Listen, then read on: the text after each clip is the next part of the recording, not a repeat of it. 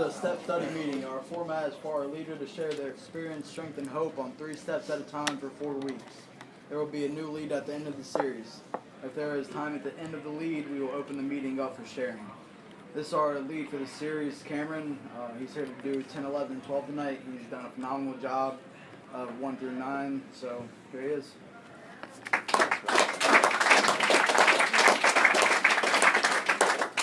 Hi family, I'm Cameron, I'm an alcoholic. Last time you'll have to hear this, I promise. If I say anything that's different than that, which your sponsor says, your sponsor's right. Again, I believe that God blesses sponsorship. And once again, anytime I'm given an opportunity to get back to Alcoholics Anonymous, I always say thank you. So thank you guys. As I always say, I'm indebted to Alcoholics Anonymous.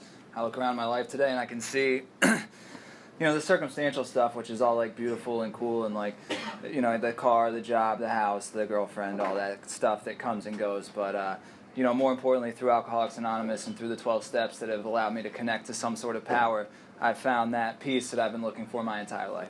I searched in a lot of bags, I searched in a lot of pipes, a lot of needles, a lot of bottles, a lot of relationships, a lot of jobs, a lot of money, and had not been able to find anything substantial. And it came in, me coming in here to you guys is where I realized and found where that peace is. And it talks about it in Bill's story when it says the great reality was deep within and it was only there that it could be found. We talked the last 3 weeks about 1 through 9. And, again, if you're new in here tonight and, you weren't around for the first step or you haven't, fully understood or been broken down through the doctor's opinion and through the first 50 some odd pages of the book about the disease of alcoholism and what that looks like and what it is, I encourage you to get a sponsor and get into the work. Find someone that is well-versed in the literature that can sit down and show you exactly what it is that you suffer from. Because I was a kid that came in and out of the rooms for a long time, and I heard a lot of stuff that sounded cute and it sounded good in theory, but it just didn't apply to me. And I could raise my hand and I could say, hey, I'm Cameron, I'm an alcoholic, I'm a drug addict, and I could maybe share some stuff that would impress people that had no idea what they were talking about. But the fact is I didn't know that I would 100% drink again. I didn't know that the first step, when I look up at the wall and I see powerless, what it's talking about is I lack the power of choice and drink. Lack of power, that's my dilemma. Obviously, I'm not connected to whatever power can free me from the obsession to drink alcohol. But I needed to be very, very clear on the fact that if I don't get involved with these steps and I don't get involved in the work and I don't get involved in what it calls 4 through 9, a process of facing and ridding myself of the things that block me from power, there's no way that I could stay sober. I've been to a lot of meetings, and page 17 of the big book tells me that the fellowship, although beautiful and indescribably wonderful, in and of itself will never be enough to keep me sober. And if you're sitting in here and you can relate to the idea that we talked about before about an obsession and an allergy and the fact that I have a spiritual malady that tells me that I'm not like you people, you need to get into the work. And you could go to every single meeting you want to for however long you can in South Florida. You live in pretty much the recovery capital of the world. I mean, we're so inundated and it's such a small space where there's meetings on every corner. We're blessed in that regard. But you could go to every single one of those meetings, and I promise you, if you're a real deal alcoholic and you don't get into that work, you're not going to stay sober. And the reality of it is I walk over to this glass and I punch it out and I cut an artery and I start bleeding everywhere. And I run out to my car, I throw my shirt over it, I get in my car, I drive down to the hospital, and I get into the emergency room, and I walk in there, I'm bleeding everywhere. And the doctor comes out, he's like, come on back, Mr. Kerr, we'll see you now. And I'm like, nah, I'm good, I'm just going to wait here. And what happens is I die in the emergency room. And ladies and gentlemen, welcome to the emergency room. I know a lot of people that go to a lot of meetings, and I know people with 10, 15 years sitting in these rooms dying of untreated alcoholism. The 10-step promise that we're going to talk about today is this idea that the obsession has been lifted, that I've recovered from a seemingly hopeless state of mind and body. And, we read the 9-step promises a lot at a bunch of different meetings, and those are as a result of the 9th step, but that's not really what I came in here looking for. I came in here looking for the ability to easily control my desire over alcohol or crack cocaine or heroin or whatever it was. I tried every single thing I could while I was out on the streets to stop, and I found myself unable to do so. So please, if you're like me and you're one of those kids that just comes in and out of the rooms over and over again, and you just for the life of you cannot figure out how to stay sober, when I sit up here, I'm talking about this idea of permanent recovery. This idea that you never ever have to go back to how you feel the day you came in here. People get offended by that, and they're like, oh, you can't say that. This is one day at a time. But the fact is yeah, I can. I might fail you.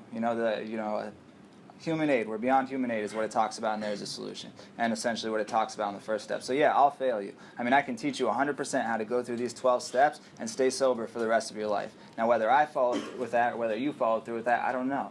That's not really in my hands. But we have a method that it works. It works. Never once have I seen a person come into the rooms of Alcoholics Anonymous, get a home group, a commitment, get a sponsor, work the steps, have a spiritual experience, and go back out to active alcoholism, provided that they continue to do the spiritual disciplines that we're going to talk about today to stay sober. And I'm talking about permanent recovery, again. So, if you're sitting in the room and you don't have a sponsor and you're not involved in the work, I would encourage you, please do so. And, I've had that experience, too, where I go to a lot of meetings and I can't figure out why I can't stay sober because I'm under the impression that Alcoholics Anonymous is about meeting attendance, and I promise all of you it's not. The only thing we have to offer here is right here in this book, 164 pages of clear-cut directions on exactly how to get sober. The whole reason we have meetings is so that the newcomer can find the fellowship that they seek, is what it talks about, and hopefully find somebody that has a connection with God and can walk them through that 12-step process and show them exactly how they had their spiritual experience. So with that, we've worked 1 through 9. As I said before, that process of facing and ridding ourselves of the things which block us from power. I come in here and I'm so incredibly blocked off from myself, from God, and from others. And that's those 3 primary themes that we talk about. We talked about them last week, and 1 through 3 is about my relationship with God. 3 through 7 is about my relationship with myself. And then 8 and 9 is about my relationship with others. And that comes back in 10, 11, and 12. And 10 is about my relationship with myself, 11 is about relationship with God, and then 12 is about my relationship with others. And we're going to look at all that here. Real quick, again, I said it last week, I'm not here to be argumentative or debate things, but I come from a sponsorship family, as you know, secret's out, I'm a big book guy, that, sometimes we'll hear stuff in meetings and we'll cringe, and just because of I don't believe anyone's ill intention, but just there's not a lot of accuracy to it, or it doesn't align with the literature. And one of the things that I had constantly heard when I was newly sober was it's a 10-step nightly inventory. And I truly believe that because it's what I always heard. And I figured out later where that comes from, and it comes from the 12 and 12 when, I don't by any means claim to know what Bill Wilson was thinking at all times when he was writing or doing things, but he, in the 12 and 12, came back and kind of took it in a different direction, where 10 was about inventory and 11 was about prayer and meditation only, where in the big book it's more wrapped together. And the reason that I know that it's a nightly 11-step and not a 10-step is it says, and this suggests step 11. And then on the very next page it has when we retire at night. We constructively review our day, and we ask, where was I resentful? Where was I selfish? Where was I dishonest? Where was I afraid? And we go through that inventory. So, step 10, I believe that we've worked the steps up to this point. We've worked the first 9 steps, 4 through 9, that process of facing and ridding ourselves of the things which block us from power, to develop these certain tools. And what kind of tools do we develop? Well, I develop in 4 the ability to take inventory. In 5, I develop the ability to confess that to another person and kind of level my pride and level my ego and allow God to use that and shine through that and work through that. 1 through 3 is about surrender. This idea of surrender. And then, 8 and 9, I learned how to make amends. 6 and 7, I learned how to identify my character defects and offer those up to God and try to practice sort of actions that will allow me to outgrow those. And once I've learned those tools, I believe the entire art of step 9 is or step 10 is that I get to kind of, utilize all those in my everyday affairs and figure out an entirely new way to live. When Bill Wilson says and practice these principles in all of our affairs, he's not talking about the mythical principles behind the steps, which we talked about last week, do not exist. The principles are the steps. So now I practice 1 through 9, what I've now learned or gone through in my everyday affairs. And then I take that home at night and I inventory it. And we're going to talk about all that, but we've broken, when my sponsor took me through this originally, he broke the 10-step down into 3 Ps. And the 3 Ps were practices, promises, and provisions. And I'm going to go right through that with you here real quick. Page 84. We had just read the 9-step promises. I don't think we got too much into them last week, as again, they come as the result of doing the 9th step. And what it says is this thought brings us to step 10. Which thought? The thought of making amends. Meaning, as I'm sitting here reading this with my sponsor, I have not made any amends.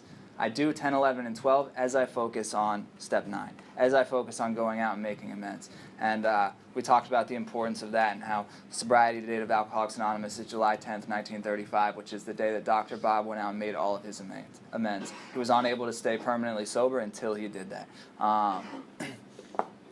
So now this thought brings us to step 10, which suggests we continue to take personal inventory. So to continue something means that I've already started it. So where did I take inventory?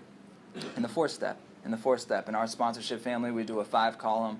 I gave the packet to some of you guys I know, which means basically like I live in that 4th and 5th column of the 4th step, which we talked about before. When I'm walking through my life and I get into a situation, I continue to take personal inventory, and I continue to set aside the wrongs others have done to me and look for my own mistakes and quickly identify, where am I being selfish, where am I being dishonest, where am I being inconsiderate, afraid, or self-seeking. And I look at those things, and then I practice 6 and 7 and move forward with those. But these are the practices. These are the very specific instructions the book gives us for step 10.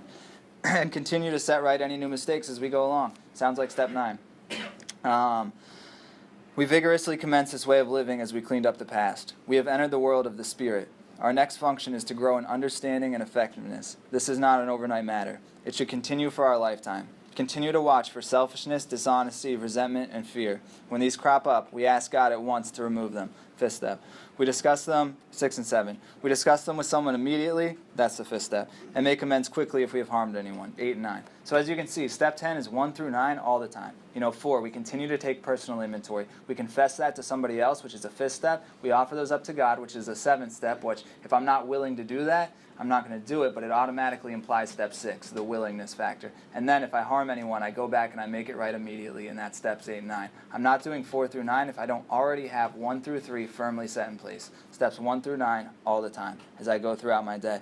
Then we resolutely turn our thoughts to someone we can help. I have a lot of sponsees. A lot of them are here right now, but they know. If they call me to complain about a situation, and if they call me and say like, oh, I'm really struggling with this, or there's this going on, I'm going to tell them to do 3 things, and they should automatically know what they are. I've had sponsees that I've gotten on the other side of a 9-step, and if they call me, the first question I'll ask them is, have you talked to God yet? And if they haven't, I will hang up on them. And they've learned God reliance, God reliance, God reliance, because as I said before, as a human, I will fail you. As a sponsor, there will be times where I don't answer my phone. It's 3 a.m., you want to get high, and I didn't answer my phone. Like, I will fail you. But you know who will not? God. And I teach that idea of God reliance. So the 3 things I tell them to do is 1, talk to God, 2, go talk to somebody else, and then 3, help somebody. Go help somebody. So my assumption is they've already talked to me, or they've talked to God, then they call me, so they've talked to somebody else. Now turn your attention to somebody you can help. Nothing will so much ensure immunity from drinking as intensive work with another alcoholic. And we'll get to that when we get to step 12, but I know a lot of people that by the time you do those 3 things, you're usually not stressed or thinking about what it was that you were originally frustrated or upset or, wanted to complain about. And, that's, I don't want to get too much into the 12th step. And then there's the promises. And here's the 10th-step promises. And here's, I think, the majority of the reason that most of us are here. Most of us come here looking for this promise. Obviously there needs to be something that can treat what happens to me when I put down drugs and alcohol. Because as we talked about before, I'm the kind of kid that I put down drugs and alcohol, and my life gets worse. So here's the promises. And we have ceased fighting anything or anyone, even alcohol. For by this time sanity will have returned. We will seldom be interested in liquor. If tempted, we recoil from it as from a hot flame. And we talked about it before with the first step, and we talked about the fire and the idea of seeing fire for the first time, and we look at it and maybe we realize it's not just completely red, it's a bunch of different colors, it's pretty, it's attractive, and it's mesmerizing almost. So when I was a young kid, I looked at that and I wondered how does this feel? And I stuck my hand in it, and obviously it burned the shit out of me. And I was like, that sucked, I'm never going to do that again, and I didn't. But then I used the analogy of imagine if I was Dory from Finding Nemo and I see this fire and I touch it and it burns me. And I'm like, I'm not doing that ever again. And then I'm like, ooh, that's pretty. And I touch it again, over and over and over. That's what I've done the entire time in my addiction. Every time I'm like, I'm never doing that again. I just got out of prison. I just, ruined every relationship I've ever had. I've just had all these long list of consequences. I'm never going to do those again. But that's pretty, and that stuff's not going to happen this time. That's the insanity of it. If you sat in a room and you've heard the definition of insanity is doing the same thing over and over again, expecting different results. They'll say it's Albert Einstein's definition. It's not. It's a cool definition, and it might apply to other areas of my life, but the fact is that doesn't apply to me. I walk out this room right now and smoke crack, I know exactly what's going to happen. I'm going to lose the job. I'm going to lose a lot of friends. I'm going to lose any relationships I've built. I'll lose the house, the car, all of that stuff, and I'll wind up back in a nice little treatment center if I don't die in a 7-Eleven bathroom somewhere. I know that. If I expected different results, I'd think I was going to go out, smoke crack, go back to my job, and my boss would be waiting with a 50 rock of crack and a promotion and maybe a breakfast burrito. That would be different. I know that's not going to happen. So my insanity is doing the same thing over and over, knowing what happens when I do it. knowing that I succumb to the desire again, and that phenomenon of craving develops, and I pass into the well-known stages of a spree, and I do the stuff that I don't want to do to try to get, stuff to satisfy that craving. Here's where it's promised that that's removed. And what it says is, if that thought comes, and being 2.5 years sober, like, the thought has come, where, like, I'm sitting on the beach, and you're like, a little bit of crack would be nice for this beautiful day, and, like, it sounds good, but the immediate following thought is like, well, I like how my life looks right now. I like the relationships that I've built. I like having a job. I like having friends. I like having, some numbers in my bank account. Like, I like feeling this peace when I wake up in the morning and not looking in the mirror and seeing the person that I hate. I like that kind of stuff. Whereas before, those thoughts, they didn't come in. The idea of like, oh, that would be cool, and I'm off to the races. I'm gone, because I have no defense against that. We will seldom be interested in liquor. If tempted, we recoil from it as from a hot flame. We react sanely and normally, and we will find that this has happened automatically. We will see that our new attitude toward liquor has been given us without any thought or effort on our part. So, like, prior to coming to the rooms of Alcoholics Anonymous, I put a lot of effort into not using or drinking anymore. A lot of effort. And what I found is that failed me time and time again. Again, if I was able to just stop, I promise all you, I wouldn't be sitting up here. And I had tried. I didn't come to Alcoholics Anonymous on a winning streak. I came here broken spiritually and just completely hopeless. It's like I couldn't figure out how to stay sober. So when I came here, my effort was, not to stay sober. I put my effort into doing exactly what my sponsor told me to do and move forward with those actions. And as a result, God did most of the heavy lifting as far as removing the obsession to drink. And that's why it says, without any thought or effort on our part, it just comes. So, the next line here, that is the miracle of it. Constantly, and anyone that's been to meetings up north or other places knows they're a lot different than down here in South Florida. And, like, people like to throw around those cute slogans, like, a lot. Like, don't leave before the miracle happens. And that was such, like, an esoteric idea that I was, like, I would walk into a meeting and I would be, like, afraid to, like, go to the bathroom because I'm going to miss the miracle. Like, I come out of the bathroom, I'm zipping up my pants, and I'm like, oh, shit, the miracle happened for all these guys. Like, I didn't know what it meant.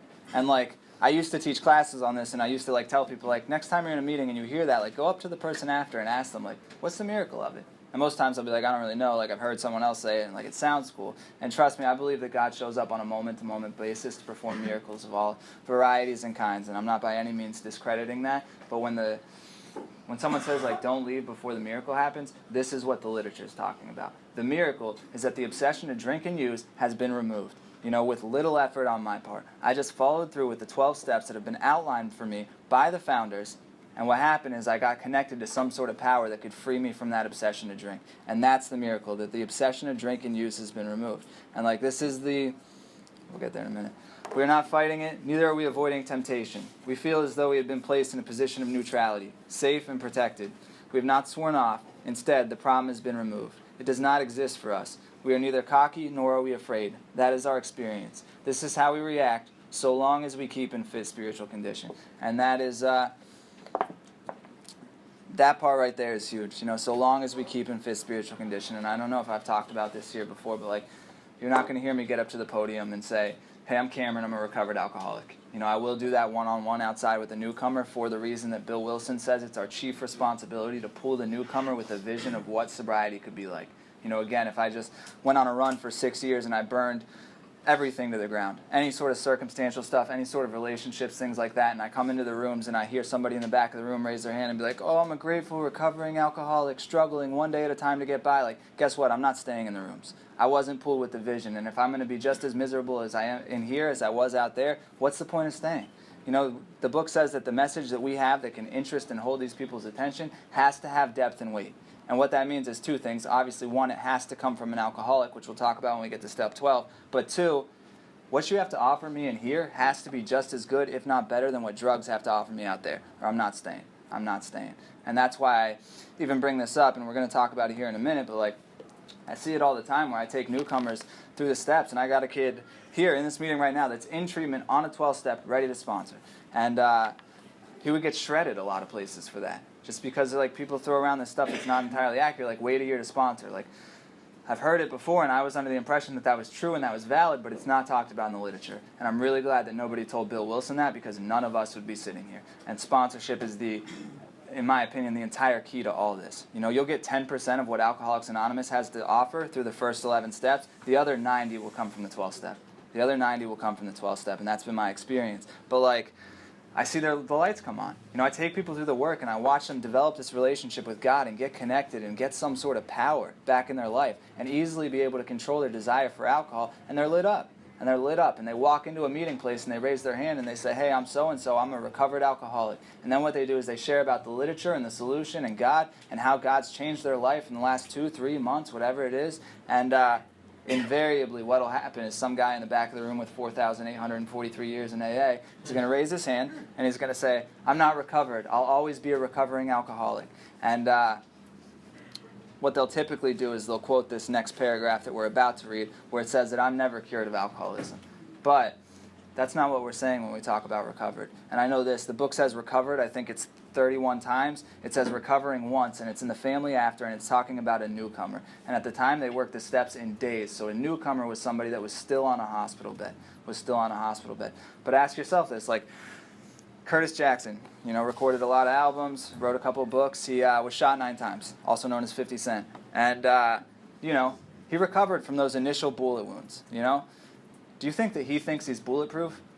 Obviously not. He's on his album cover wearing a bulletproof vest. You know, how many times do we watch sports and, you know, we see somebody break their leg and they go, and what happens is they get surgery and they come back the next year just as good, if not better than they were before. They've recovered from that initial injury. Does that mean that they can't break their leg again? No. So long as we keep in fit spiritual condition. And again, the reason I don't get up here and say, oh, I'm a recovered alcoholic, which I used to do out of arrogance and whatever else it was, is because I'd rather spend the 10 minutes after this meeting talking to a newcomer or somebody that needs help than somebody with 4,000 years that just wants to get into a debate and isn't going to change their mind anyway. Again, the only reason I talk about it is because it's our responsibility to pull the newcomer with the vision of what sobriety can be like. And I look around my life today and I have recovered from that seemingly hopeless state of mind and body internally. My life is beautiful, but more important than that, like, I'm at peace. I no longer wake up in the morning and absolutely hate myself. I no longer wake up in the morning and just want to die. I'm not at that place it talks about in A Vision for You where it says, I can't imagine a life with alcohol, but I can't imagine a life without alcohol. You know, I've been freed from that. I've been placed in that position of neutrality that it talks about. So, again, not by any means to discredit this next part, because this is very true, and this is the provisions part of it. And it is easy to let up on the spiritual program of action and rest on our laurels. We are headed for trouble if we do, for alcohol is a subtle foe. We are not cured of alcoholism. What we really have is a daily reprieve. So, contingent on the maintenance of our spiritual condition. So,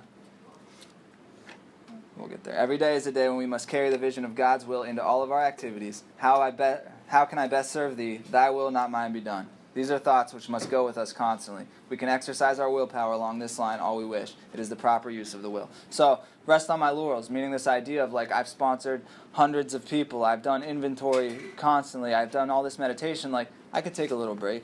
Like, I don't need to meditate today, or I don't need to go help somebody today, or I don't need to go do these things today because I did all this stuff this week.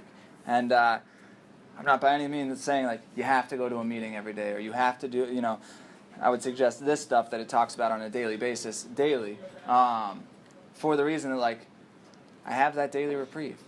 You know, God removes that on a daily basis. And I'm like the kind of person that, like, I would like a 3 or 4 day reprieve, please. Like, yesterday, today, and tomorrow, you know, just place me in this position of neutrality and let the work that I've done accumulate so that I can just take a nice little break or a rest or whatever it is. The fact is that's not the case. And what it's saying is, I can quickly, if I do not follow this book and I do not follow these instructions and I do not continue to pray and meditate and do inventory and do on awakening and continue to help newcomers and do that kind of stuff, like, what's going to happen is I'm going to become unrecovered very quickly. And the obsession's going to return, and I'm going to find myself in that hotel on Dixie, you know, very, very rapidly. Because I will have no defense against that first drink. And it doesn't matter how long I had been sober. It doesn't matter how much of the book I knew. It doesn't matter how many people I had helped. It's all irrelevant. Because I had stopped doing the things that had got me to that point. But, like, that's most of the 10-step. Like, I continue to take that inventory. I continue to watch as I go throughout the day. And oftentimes, like, this is the opportunity where you'll have a chance to work on, like, 6 and 7. When I'm going through the day and I've now developed this pause that's been given me. You know, before I would just react to a situation instantly. It was almost like, ingrained thing where something would happen, someone would piss me off, and I'd just react. There would be no thought process, there would be no pause, there would be no ability for me to assess the situation or ask God what the best course of action is or any of that stuff, because I would just, I'd go off the handle or whatever it is. And I've gained that pause. So now the 10th step starts the moment I leave my morning prayer meditation.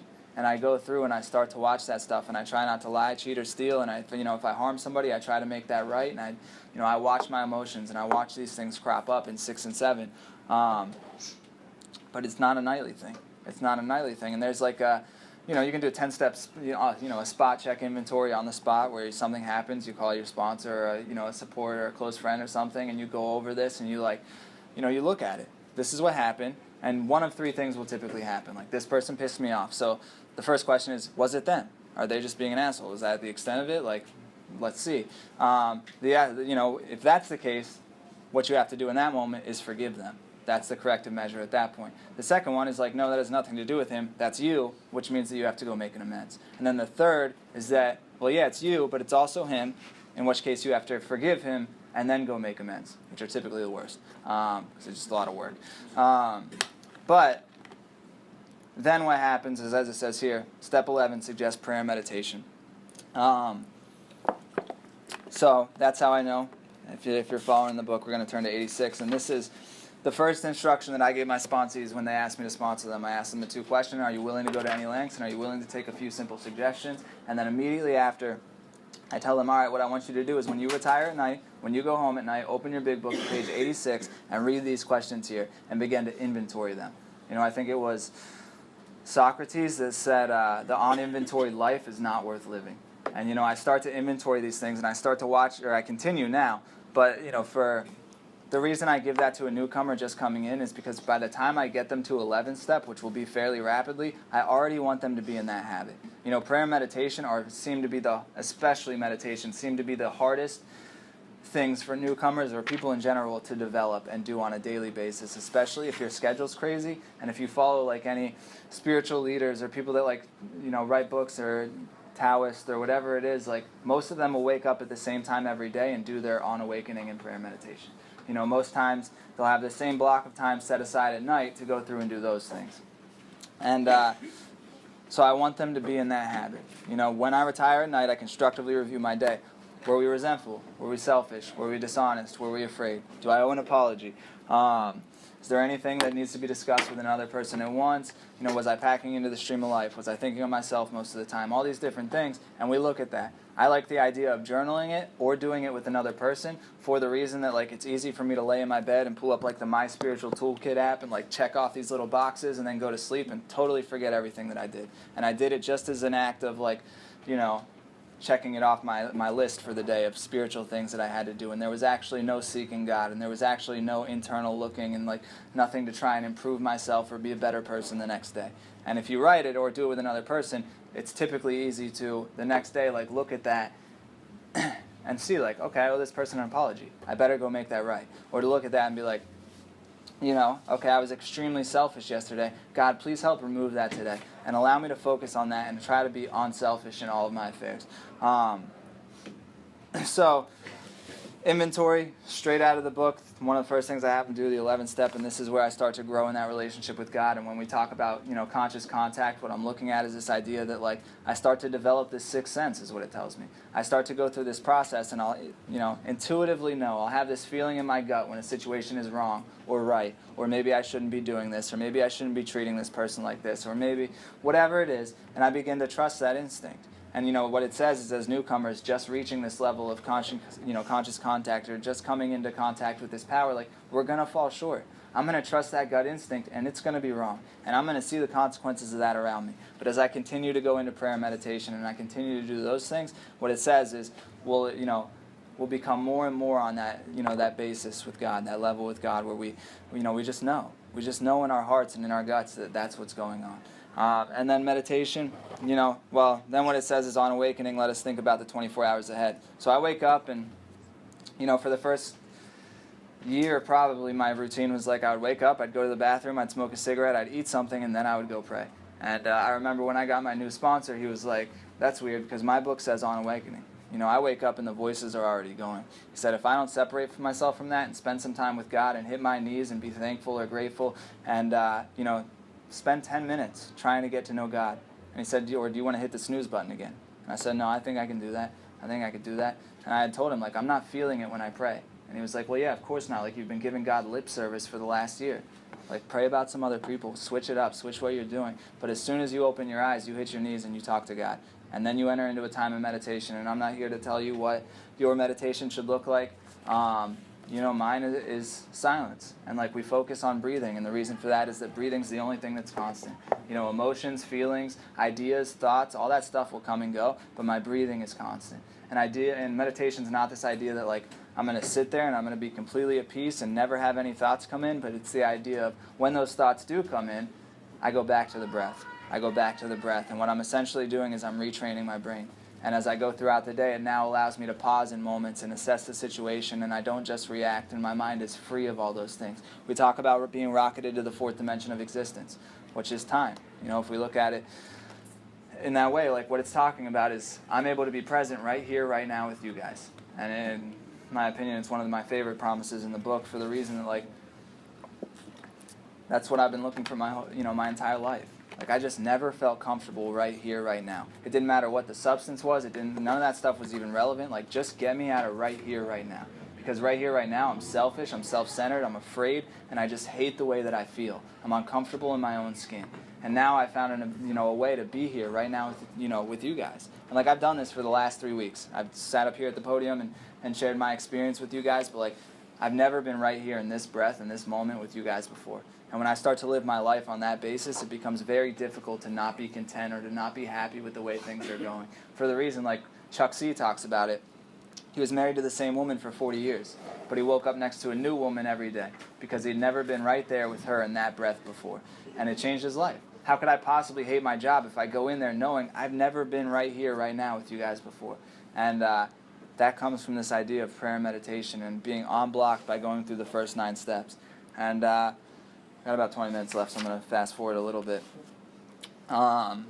Step 12, others. As I said, 90%, I believe, of what Alcoholics Anonymous comes through this 9th step. And it's cool to, get through the first 11 steps and to get sober and have the obsession removed and not have to worry about getting high again. And, that's all good. But the fact is to watch the light come on in somebody else's eyes is probably one of the most beautiful things I've ever seen. And, time and time again, I remember one of the most beautiful moments of my sobriety, and, before we get there, Ebby Thatcher, Bill Wilson's sponsor, and we know he's his sponsor because Bill later came back and called him sponsor by name, knew. And, he had gone through the Oxford group, and he had gone through what was, at the time, their 6 tenets, but he knew, I've got to go help another alcoholic. And he's like, who could I go help?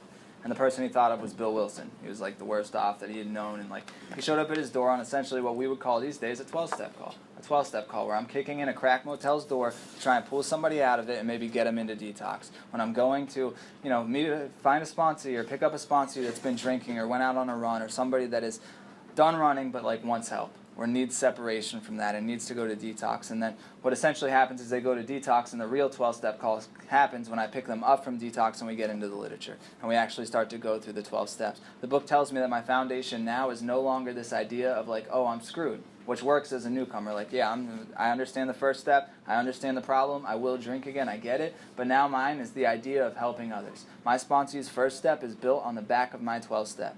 And, if you look at if anyone had the original red book, the little one, in the back it has the 12 steps, and what it says is, having had a spiritual awakening as a result of these steps, we tried to carry this message to others, especially alcoholics, and to practice these principles in all of our affairs.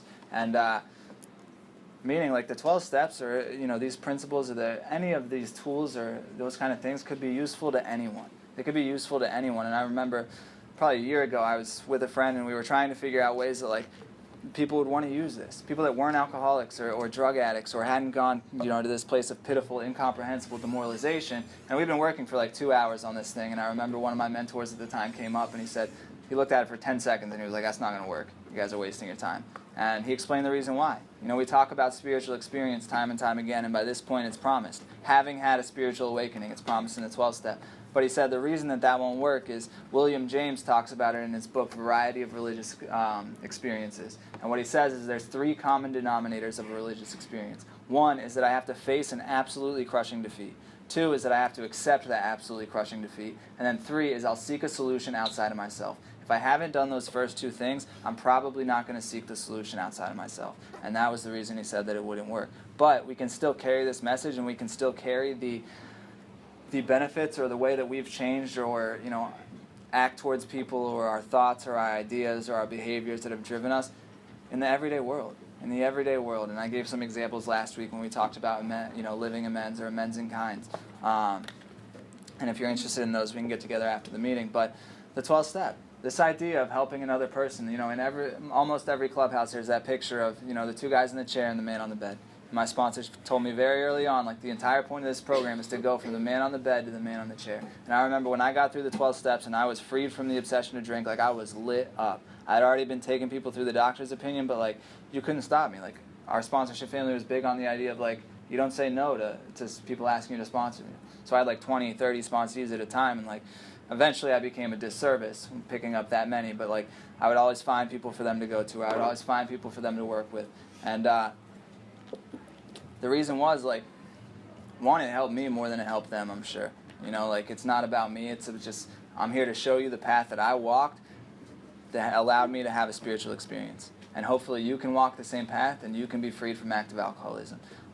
It works every time. But every time I take somebody through the steps, I get to go back through the steps. And I've done 5th steps where things have been brought up that, had brought up secrets in me that I didn't even know were there. And every time it's a new experience, and there's nothing like sitting down with a newcomer and explaining the doctor's opinion and explaining the first step and watching the lights come on in their eyes. The same way it did for me, the same way that somebody took time for me out of their day to sit down and show me exactly what it was that I suffered from. And to show me that I would 100% drink again. Because until I got that information, I would have never been motivated to go through 2 through 12. I would have never been motivated. So we talk about it. I know there's a lot of guys in the family here that have probably heard of it. We call it Fredo. And what it means is fact find, relate, identify, teach, offer, and lay a solution. And it's all directly out of the literature. There's an entire chapter devoted to step 12. If anyone's interested in the Fredo concept, get with me after the meeting. I'll get you the papers. But it breaks it down where where it's talked about in the book and what that looks like nowadays. And 2016, South Florida, it's not hard to find people to work with, especially down here. But back in the day, they had to go to hospitals. They had to go to hospitals, they had to go room to room looking at alcoholics, seeing if they wanted help, and the idea of sponsorship was a lot different back then. You got sponsored into a meeting. But they knew. Bill knew. Standing outside the Mayflower Hotel after his business deal had just gone bad, and he knew, I'm going to drink, I need to help somebody. I need to help somebody. And what he did is he made some phone calls. And I think he made 11 phone calls and no one had answered, and I think it was on the 12th call that he called Dr. Bob. And he was able to go sit and have a conversation with Dr. Bob and talk to him for hours. And guess what? He stayed sober. Bill did. Because he went and worked with somebody else. But the first sentence of chapter 7 says, practical experience shows that nothing will so much ensure immunity from drinking as intensive work with another alcoholic. If nothing would have ensured that I got drunk as me going to the bar and taking a couple of drinks, that's what I was doing. If nothing will so much ensure that I stay sober and I never have to go back to that lifestyle as sitting down with another alcoholic with the literature in between me, that's what I'm going to do. And meetings and the fellowship and all that is absolutely beautiful, but we don't heal in meetings. We heal one-on-one outside in pairs, and that's the entire purpose of this. Get connected with a sponsor if you don't have one. If you've been through the steps and you're not sponsoring, I encourage you, please, please, please, find somebody to sponsor. For the reason that, there's times when, maybe I'm going through something or I'm struggling and, I'll get a call from a sponsee, and it'll instantly change. God just presents this opportunity for me to be helpful. The root of my problem is selfishness and self-centeredness. The root of my solution has to be on selfishness. So that means that I answer the phone. That means that I do these different things. I never know what that next service event's going to mean. You know what I mean? I am responsible for throwing the stones. God is responsible for the ripple effect. There's no in between there. In that equation, who doesn't show up? Me. I fail over and over again. God shows up every time. I throw the stone and he'll make the ripple effect however he wanted to go. But after a meeting, let's say I'm talking to a newcomer, there's certain things we need to do. The reason that Ebby was able to go talk to Bill Wilson is because Bill knew, this guy drank like me. He drank exactly like me. Actually, he was probably worse. And now he's not drinking. Now he's not drinking. So as you sit outside with that newcomer from Jersey that's 25 years old and has shot dope for 10 years and can't figure out how to stop, and you're like, this is the appropriate time for war stories. You know what I mean? Not up here from the podium, not inside a meeting. The big book tells me that my own consequences will not keep me sober. Why would yours? Why would yours? Meetings are not times for, war stories or therapy sessions or discussion, all that kind of stuff. But outside, when I'm talking to a newcomer and I'm trying to make sure that he understands that I used and ran exactly like him, that's the perfect time for a war story. You better have some good ones. And share those with him.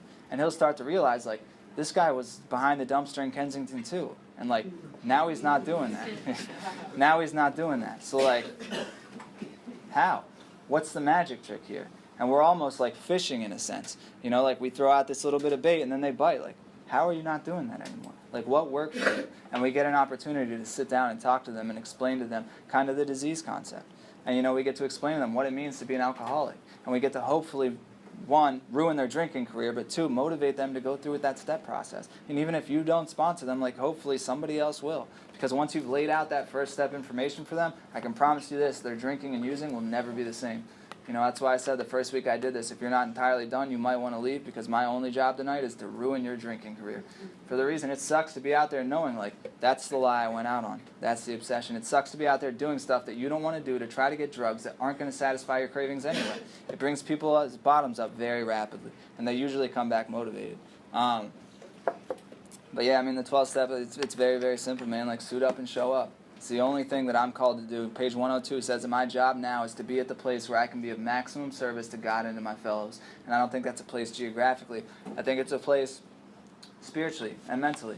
And how could I possibly be at that place if I didn't go through 4 through 9 and then continue to grow every day in 10, 11, and 12? I'll tell you guys, like, one quick short story just about, like, the 12-step and how God has used that ripple effect just in my life, or the experience of that, real quick, and then I'll shut up. I remember probably about 8 months ago, it was a series of events, but one, I talked before, I think last week or the week before, that I have this beautiful relationship with my mother today. And Bill says the reason that AA works is because a lot of people recover and because it reunites homes. And prior to coming to Alcoholics Anonymous, or prior to picking up or using or any of that stuff, my mom and my family was happy, joyous, and free. I brought those things into those houses, and I infected the people around me until they were sicker than I was when I came in here to you guys. And that's very, very true. So, I sit up here and I joke about some stuff, and, I'll minimize and do that stuff because we all get it. We all relate. But the fact is there's nothing redeemable about my drinking. From the day I picked it up to the day I put it down, my life went straight in the toilet. I brought those things home into her house, and, there was no yelling before that. There was no fighting. There were no arguments. There were no sleepless nights. There was none of that stuff. And I did that, and I'm very, very aware of that. And that's some stuff that, through living amends, I'll never be able to repay that. You know what I mean? I'll never be able to give my mom back that peace of mind or those kind of things. And, I remember I was on a plane headed home. I got the opportunity to suit up and show up as a son, which is part of my living amends in the 9th step, and I got to go be with my mom on her birthday, which I had never been able to do before because my birthday was about 2 weeks after, so I had to start pre-gaming a month before, so I just missed it every time. But I was going to get to show up for her. And I'm on the plane, and it's this period of time where I'm lit up for AA, and I'm reading history books, and I'm studying, and I'm doing big book studies with any halfway house they'll let me in, and I'm doing all this stuff. And I'm on the plane, and I'm reading AA Coming of Age, and there's a lady next to me. I got my headphones in, and I remember it was just one of those God moments where you just, if you've had them, you'll know exactly what I'm talking about, where you just feel overwhelmed, and you look around, and your heart's at peace, and everything seems okay. And I remember I looked out the window, and the sun was setting, and we're about to land. And I'm reading the part that I just talked about where Bill's outside the Mayflower Hotel and he's made these phone calls and he's about to give up. And I remember, there's tears streaming down my face. The lady next to me is looking at me like I'm nuts. Pretty sure Taylor Swift was playing in my headphones. And I just remember thinking, Bill, make the call. Bill, make the call. And I'm cheering him on in my head. And because what I know is that Bill makes that phone call and I get to see my mother. And in that moment, I was given an entire new perspective that I never know what that next service event's going to mean. Bill didn't know when he picked up that phone and he called Dr. Bob that we would all be sitting here tonight. He had no idea. But when I'm sitting at home and I don't want to answer my phone for a sponsor, I'm out with my girl and I don't want to answer, Cameron, answer the phone. Because, you never know what that next service event is going to be. Some kid 30 years from now could need to see his mom.